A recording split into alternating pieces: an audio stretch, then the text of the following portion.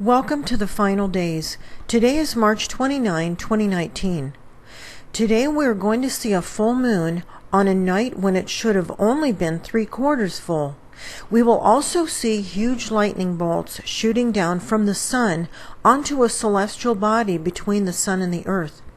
Additionally, we will watch a video of two suns setting in Alaska, a strange disappearing sun, and several other sky anomalies not mentioned on mainstream news.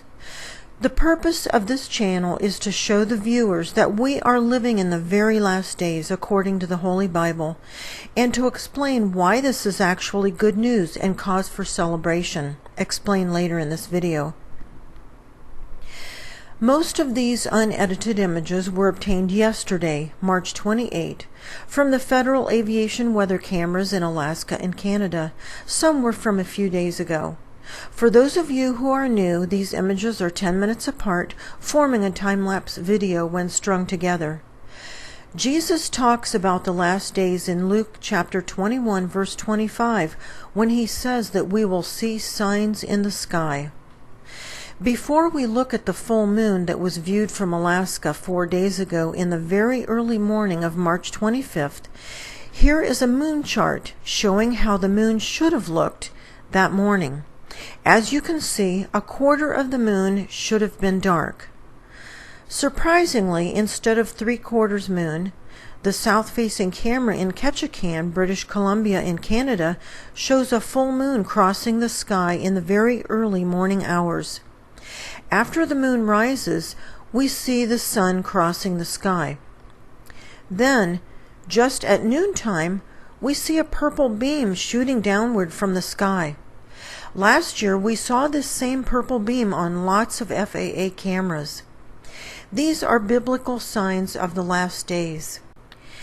Here is another full moon viewed from the south-facing camera in Harris River Pass, Alaska. In this footage, we see the same bell-shaped object that we see in hundreds of daytime images during eclipses of the sun. These next few frames show a crescent on the moon shifting from the left side of the moon to the right side as the bell-shaped object keeps pointing at the moon.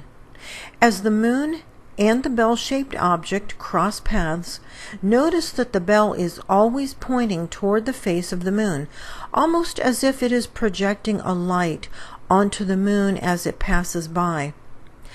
The darker crescent shape begins on the left side of the moon. As the moon crosses paths with the bell-shaped object, the crescent moon disappears. Then it begins to reappear on the right side of the moon. As we go through these frames, it almost appears as if the bell-shaped object is projecting a light onto the moon. Here is the bell-shaped equipment used during the day to conceal a total eclipse. This footage is from the Sitka, Alaska camera in December 2017. It shows a complete solar eclipse occurring, and the bell-shaped object is present. The only time we see this bell-shaped object is during an eclipse. Thus, when we see this bell-shaped object at night crossing paths with the moon, it is likely our moon is being eclipsed by a celestial object. The bell-shaped object is used to help conceal celestial objects between the sun and the earth, such as in this footage from Misty Fjords, Alaska. The red, crater-pocked planet is barely noticeable, but when contrast is added, it comes into view. Notice how large this celestial object is compared to the mountains in the photo. Here's an interesting solar event viewed from the east-facing camera in Prince Rupert, British Columbia in Canada. Ignore the vertical line, that's a type of lens flare typical on many of the Canadian FAA weather cameras. This footage starts out at 8:20 a.m. local time. Watch the thin bird feeder post over on the right as the sun moves behind it. The sun completely disappears. The reason for this is that we are not looking at the sun. In a minute you'll see what happened to the real sun, but first, here's the exact same thing happening in an older video of this same location. This footage was taken on March 3rd, 2018, so the sun is a little lower in the sky. And here it is again on last year's images from Burwash in the Yukon Territory. Here's an inset showing the real sun so that viewers can see that it would be impossible for the real sun to disappear behind a thin flagpole. And here it is again from the camera in Drumheller, Alberta in Canada, as the sun disappears behind a tiny street lamp. The inset once again will remind you of how big our sun actually is. It would be impossible for our sun to disappear behind a small street light. And for those of you who are new to this channel, I will quickly show where the real sun went. These images from the south-facing camera in Attawapiskat, Ontario in Canada show the sun rising up on the left, and after a few frames the sun disappears. It shrinks down to 1/5 its size. The actual sun has just gone behind a dark nebula. So we're not looking at the sun now, we're looking at NASA's artificial light source, which is very close to the Earth, and it's passing in front of a dark nebula. NASA's manufactured light is no match for the real sun, because you'll notice the landscape and sky almost look like nighttime, right in midday here. NASA's light passes over the dark nebula, tracking in perfect synchronization with the real sun. Eventually, the real sun emerges from behind the dark nebula, and the sky and landscape suddenly brighten, and the sun resumes its normal size again. These close-ups of the same thing make it a little easier to see the detail. Many planetary systems contain a nebula. Since our solar system never had a nebula, this tells us that this nebula has been brought in with the planetary system that is now intermingled with our solar system, which we will be seeing more of in just a minute. It's set to arrive during the time of the biblically foretold Great Tribulation, which we believe is very close. So the reason our sun seems to disappear behind a thin bird feeder post and a flagpole is because you're actually seeing a manufactured light that NASA launched between the Earth and the sun, much closer to the Earth. During times when this equipment is visible, it shows up as a black dot, which casts its reflection upon the water surface, proving that it is an actual piece of equipment. The reason we don't see the black dot in the lower 48 states is because during those times when it would be visible, our skies are very heavily chemtrailed here. This black dot equipment is capable of producing a circular glare thousands of miles in diameter, such as these images from yesterday taken in Alaska. Notice how absolutely enormous the sun appears. This is NASA's equipment producing a gigantic circular glare in order to hide planets that are eclipsing the sun, which we will see in just a moment. NASA's manufactured light passes in front of these celestial objects while the real sun passes behind them, completely concealing these total eclipses, which occur multiple times daily from the far north. And we just saw the same thing happen with the dark nebula in Ontario, Canada. Here are some images from last March 2018 from a camera located at the military base just outside Anchorage. There are 3 objects setting. 1 is our sun, and 2 are from the planetary system that brought in the nebula we just saw a minute ago. As the sun approaches the horizon, another object is setting just underneath the sun. NASA's manufactured glare equipment spreads out the glare to completely engulf the foreign object from view. It does the same thing to another object over on the right side of the screen. The artificial light spreads out a glare big enough to engulf the object in an attempt to hide it from view. As you can see, this causes the sun to appear many times its normal size and very distorted. These are more of the signs in the sky that Jesus tells us will signal the end of the age. We as Christians are commanded to watch for these signs so that we are not ignorant of the very late hour in which we are living, and so that we can be spiritually prepared for what lies ahead and also help others to get spiritually prepared as well. The northeast-facing camera in Ketchikan, Alaska, shows a planet emerging from the glare as the sun rises in the east. At first glimpse, most people don't see anything. However, if we add some contrast to the area of the rising celestial body, we see it. The contrast works much better if no glare, sun, or white clouds are in the area of the contrast. That's the reason for the small patch of contrast. The northeast-facing camera in Metlakatla, Alaska, shows NASA's glare equipment flashing around 6 a.m. As the sun moves off the side of the screen, another celestial body appears, very faint in the atmospheric chemicals, but if we add some contrast, the object shows up.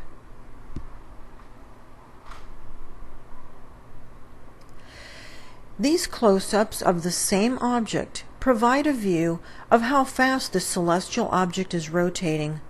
This object is full of craters, which allows us to view the rotation. We know this can't be a lens flare of the sun because our sun only rotates once every 27 Earth days. This object is rotating much faster than that. Here is another celestial sphere caught by the southeast-facing FAA weather cam located in Ketchikan, Alaska. Once again, as we go through the footage, it is obvious that this celestial object is rotating much faster than our sun rotates. Thus, we know it cannot be a lens flare of the sun. Here are the same images with contrast added for better viewing of the rotating object.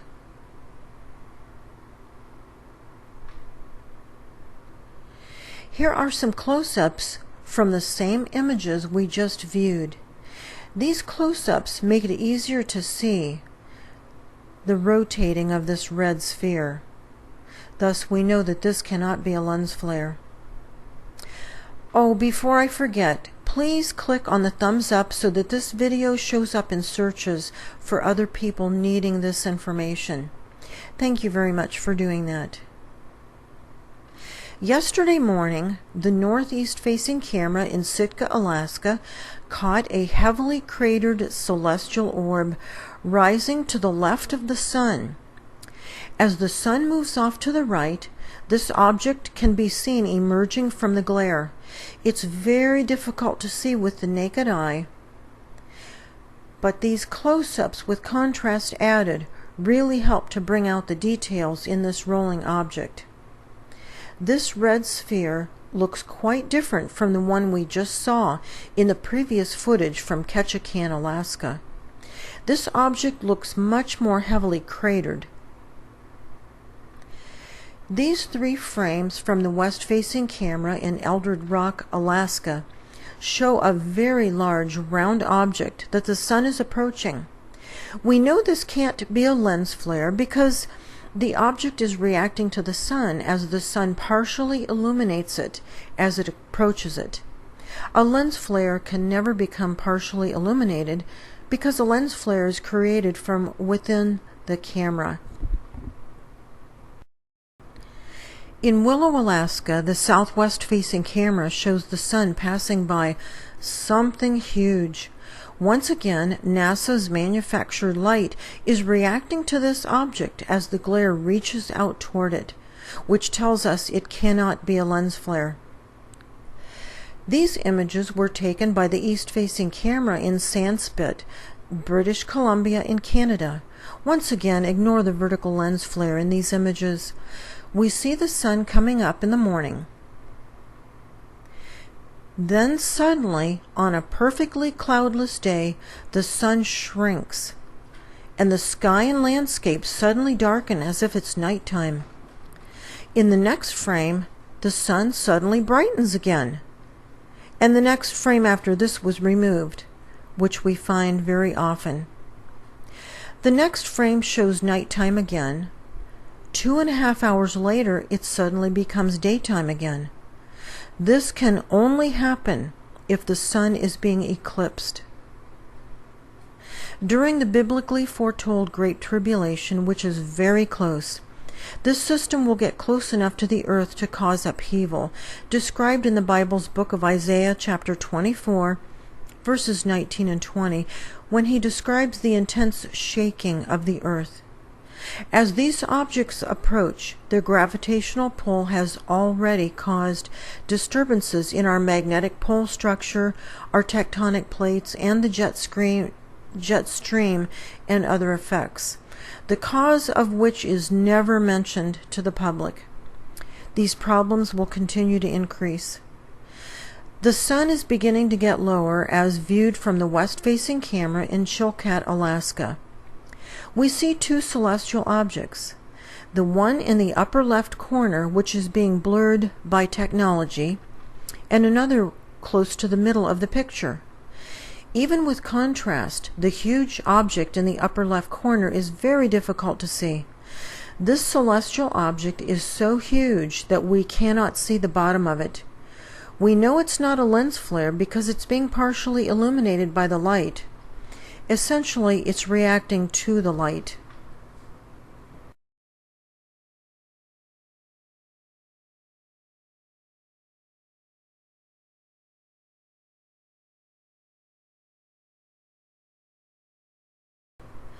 Last year, we saw a different but similar, huge beige-colored celestial object from the Hoonah, Alaska cameras.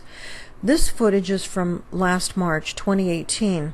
The object is blurred by technology. As NASA's manufactured light gets close, it actually lights up this enormous object. Here's some contrast. If we go back and forth through these frames, it's easy to see that this object is being partially illuminated by NASA's artificial glare.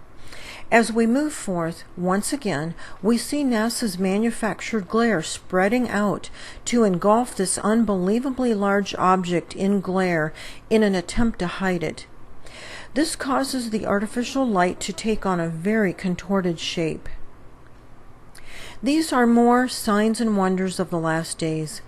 Untold trillions have been spent on the smoke and mirrors to hide this inbound planetary system from the public. The enemies of Christ do not want you to find out how close to the end we are.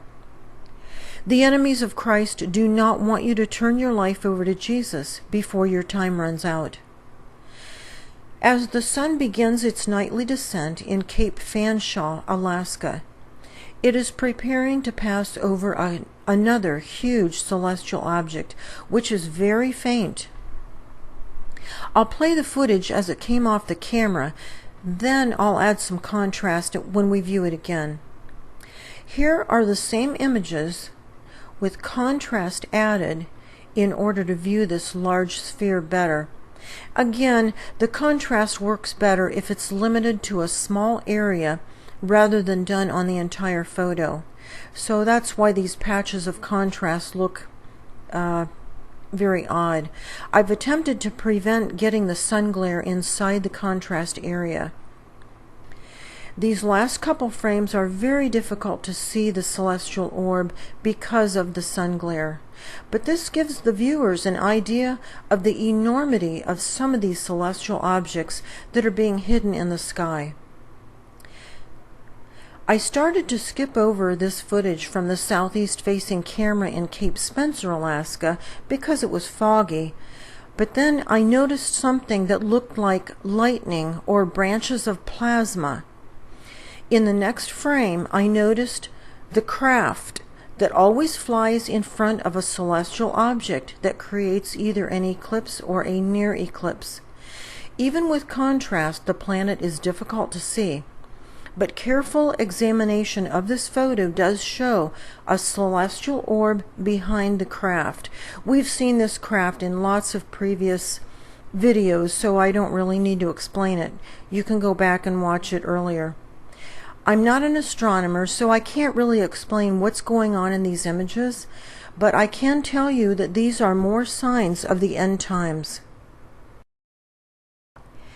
Here are 4 images spanning 30 minutes on the southeast-facing camera in Level Island, Alaska. Notice the small white ribbon in the sky.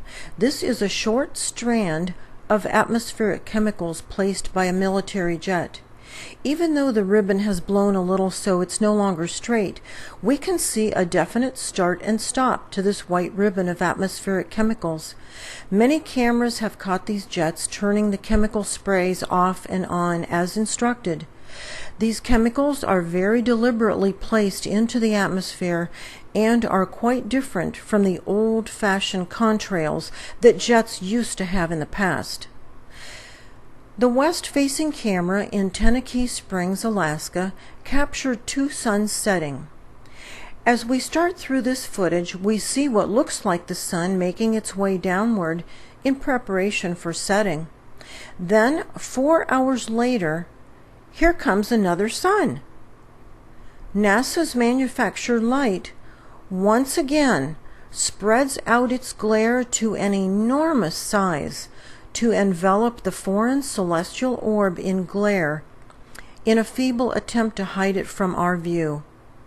As these suns go behind the mountain, we can see NASA's black dot equipment reflecting upon the water surface again. Jesus told us that we would see signs and wonders in the sky when the end was near. The technology created to hide the approaching planetary system has no doubt been accomplished with the help of the fallen angels, the demonic realm. The enemies of Christ do not want you to know how close to the end we are, so that you do not have time to repent and turn your life over to Christ before your time runs out. Screens at the end of this video instruct you on how to accept Jesus into your life. For faithful followers in Christ, this is all good news and cause for celebration, because Jesus has promised to remove those living in holiness from earth before the major destruction of the Great Tribulation begins. This is commonly called the rapture, which will take place quickly and quietly just before the Great Tribulation. In Luke chapter 21, verse 36, Jesus promises an escape from God's wrath during the Great Tribulation when he says, "Watch therefore and pray always, that you may be counted worthy to escape all these things that will come to pass." Jesus is referring to the Great Tribulation. He is saying that those who are counted worthy will escape God's wrath. To be counted worthy, we must be living in holiness. A link in the description box below discusses what holiness is and how to achieve it. These next few screens will tell you how to accept Christ into your life in the event that you are seeking Him. Simply pause the screen if you need more time to read the text.